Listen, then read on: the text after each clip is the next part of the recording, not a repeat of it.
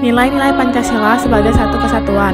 Pandangan bahwa Pancasila merupakan satu kesatuan bermula dari gagasan ilmiah Prof. Drs. Notonegoro, SH, seorang ahli filsafat hukum dari UGM. Sebagai satu sistem filsafat atau pandangan dunia, Pancasila merupakan satu kesatuan.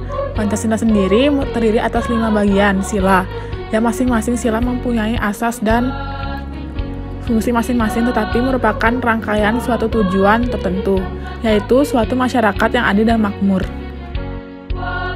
Susunan kesatuan yang bersifat hierarkis dan piramidal. Hierarkis dalam arti sila-sila Pancasila saling terkait dengan sila yang terdahulu menjadi sumber nilai dan menjiwai sila berikutnya. Dan piramidal menggambarkan hubungan hierarkis sila-sila dari Pancasila dalam urutan-urutan luas merupakan segi kuantitas dan juga dalam hal sifat-sifatnya, aspek kualitas.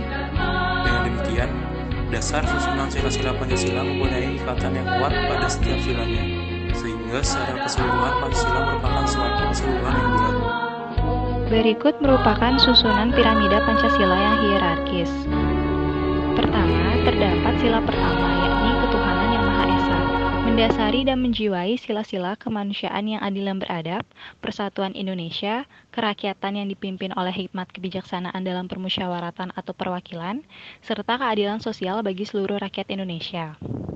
Selanjutnya ada sila kedua, kemanusiaan yang adil dan beradab, didasari dan dijiwai oleh sila sebelumnya, yakni sila ketuhanan yang Maha Esa, serta mendasari dan menjiwai sila-sila berikutnya, yakni sila persatuan Indonesia, sila kerakyatan yang dipimpin oleh hikmat kebijaksanaan dalam permusyawaratan atau perwakilan, serta sila keadilan sosial bagi seluruh rakyat Indonesia. Berikutnya ada sila ketiga, persatuan Indonesia, didasari dan dijiwai oleh sila sebelumnya, yakni sila ketuhanan yang Maha Esa dan sila kemanusiaan yang adil dan beradab, serta mendasari dan menjiwai sila-sila berikutnya, yakni sila kerakyatan yang dipimpin oleh hikmat kebijaksanaan dalam permusyawaratan atau perwakilan, dan keadilan sosial bagi seluruh rakyat Indonesia.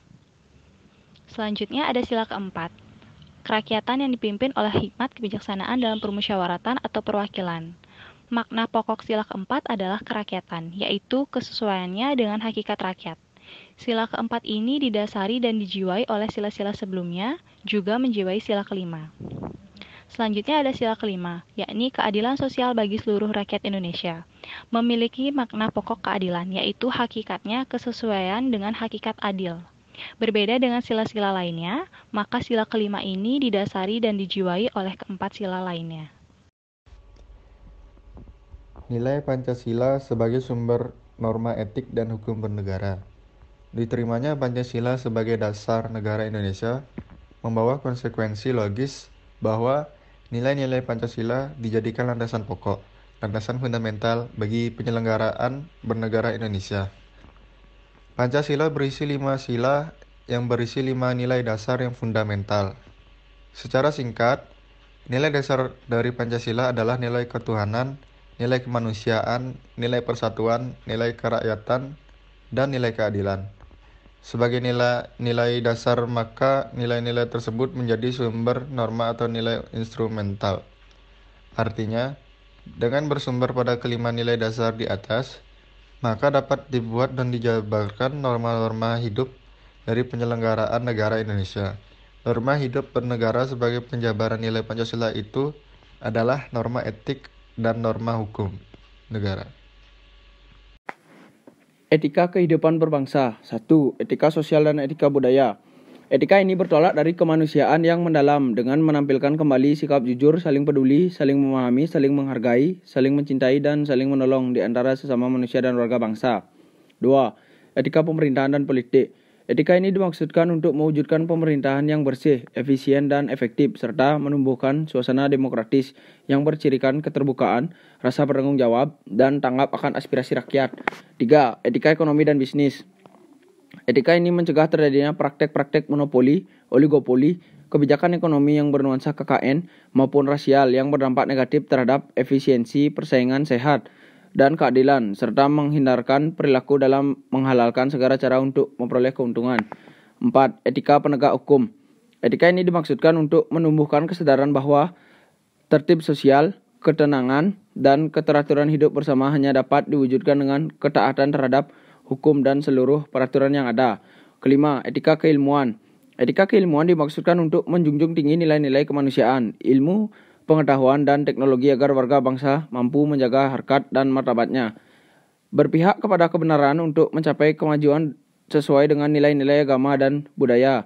Etika keilmuan menegaskan pentingnya budaya kerja keras dengan menghargai dan memanfaatkan waktu disiplin untuk berpikir dan berbuat, serta menepati janji dan komitmen diri untuk mencapai hasil yang terbaik.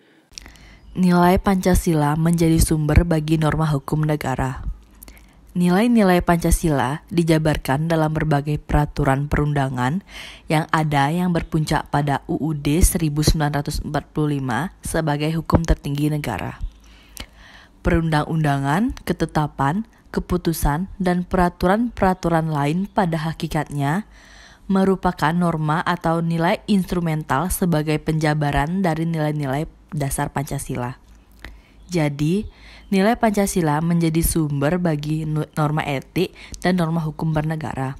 Dijabarkan ke dalam norma etik dan norma hukum yang akan menjadi kaidah atau pedoman hidup bernegara.